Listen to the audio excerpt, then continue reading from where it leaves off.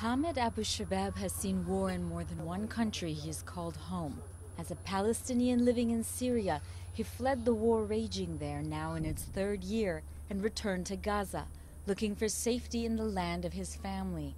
But today he is visiting the grave of his son, who was killed by an Israeli airstrike while trying to evacuate wounded people. We fled the war, only for war to come to us again. Life is hard and tough at home.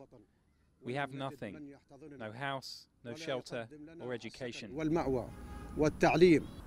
1967, after the Six-Day War in Israel, some 500,000 Palestinians left their lands, many finding homes in Syria.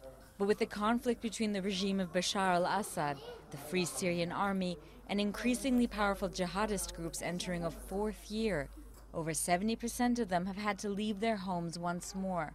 Among them are the Alamawi family. Like Hamid, they too fled to Gaza. We fled because there was no security in Syria. The situation is not clear. In Syria, we lost our livelihood. There was no way to work, and with the war, we lost our desire to stay. But in Gaza, the situation is different. Yes, there is a war, but it is different.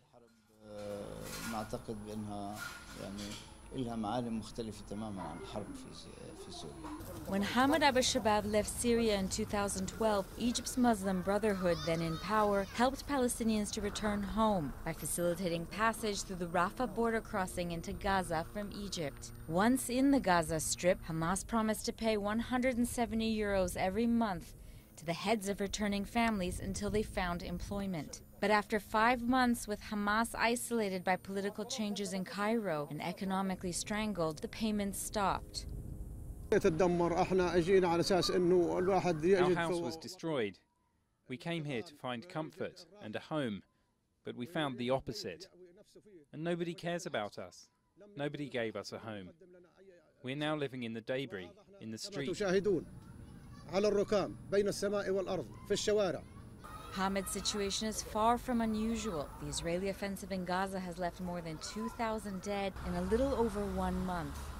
And though negotiations for a durable truce are underway in Cairo, for many Palestinians, a sad story of exile and war continues to be written.